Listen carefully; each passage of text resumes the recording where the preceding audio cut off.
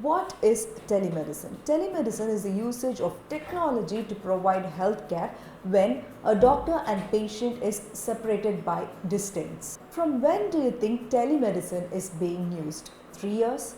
5 years? 10 years?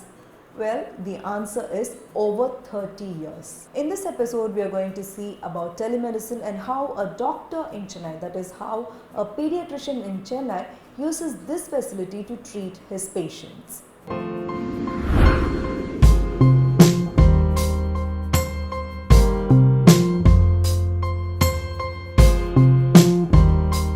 So, what do we think telemedicine is? If you remember very well, when we were kids and if we fall sick, our parents would call a doctor through the landline. Mostly the doctor will be a family member or our family doctor, and then the doctor will advise our parents to check for few symptoms, and then it will be decided if we should be given tablets or taken to the hospital immediately. So this is the earliest form of telemedicine. But then again, not everyone had telephones in their houses or a doctor in their family. So this type of telemedicine was very limited to very few people. We may associate telemedicine with the boom of internet, which is correct, but the more correct way of saying it is telemedicine was made available to common man with the growth of internet. NASA's efforts in telemedicine began in the early 1960s when human beings began flying in space. Physiological parameters like breath, heartbeat, pressure, etc. were transmitted from both the spacecraft and the spacesuit during transmissions. India is a country with a huge population and many villages which are not easily accessible.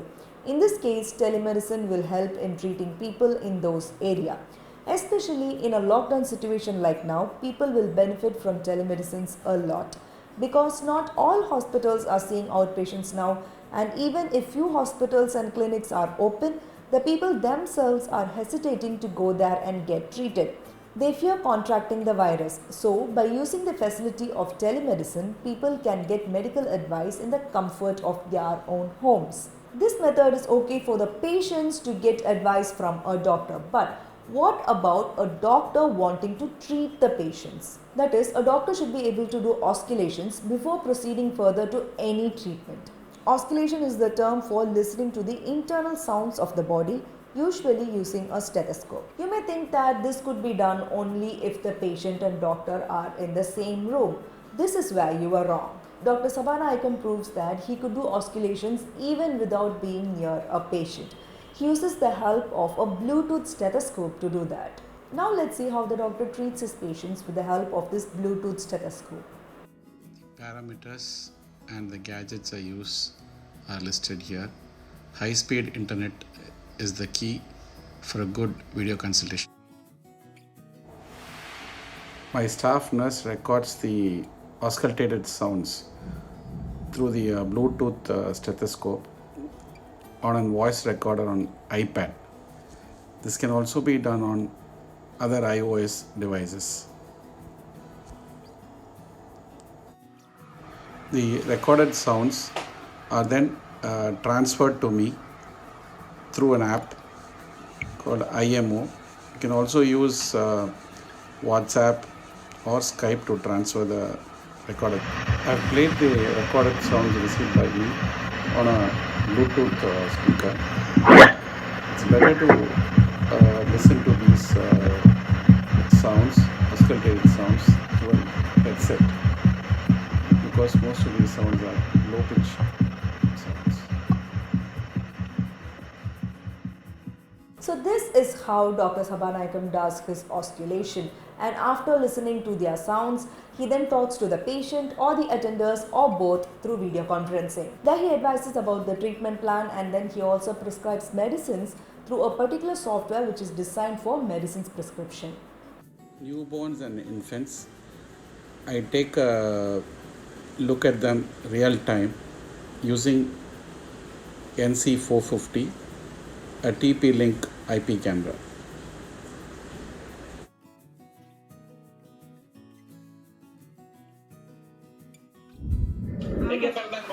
KMC, sir.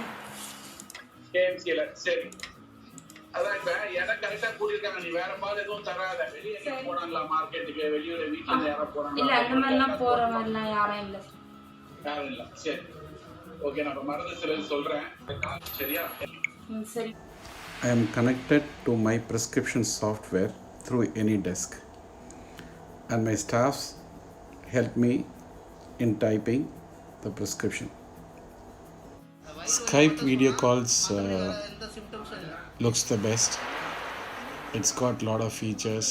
You can take snapshots of the conversation. Video recording can be done.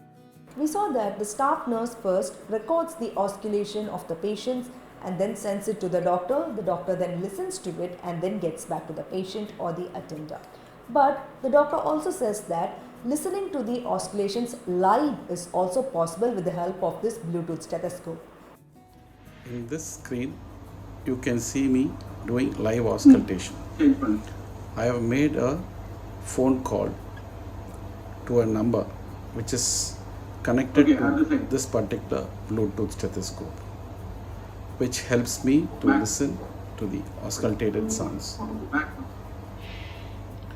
Live auscultation can also be recorded for playback on the phone from which the call is being made. This picture will guide my staffs in auscultation. This is my end at home. I've screen mirrored the Skype call onto a TV so I get a bigger view.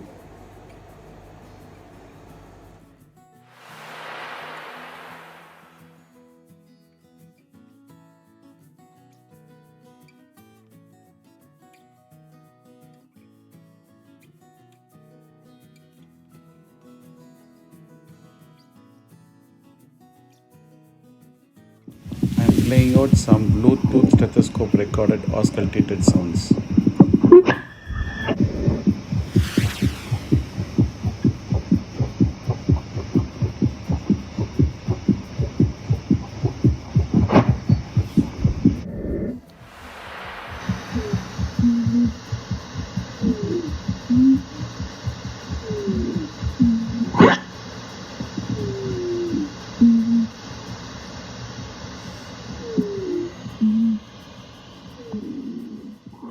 If we listen carefully, the recorded oscillations are very clear and even a slightest murmur could be detected. So this is how pediatric Dr. Sabanayakam uses Bluetooth stethoscope to treat his patients from home.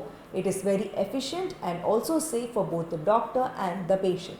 Very soon, telemedicine will be just another way to see a health professional.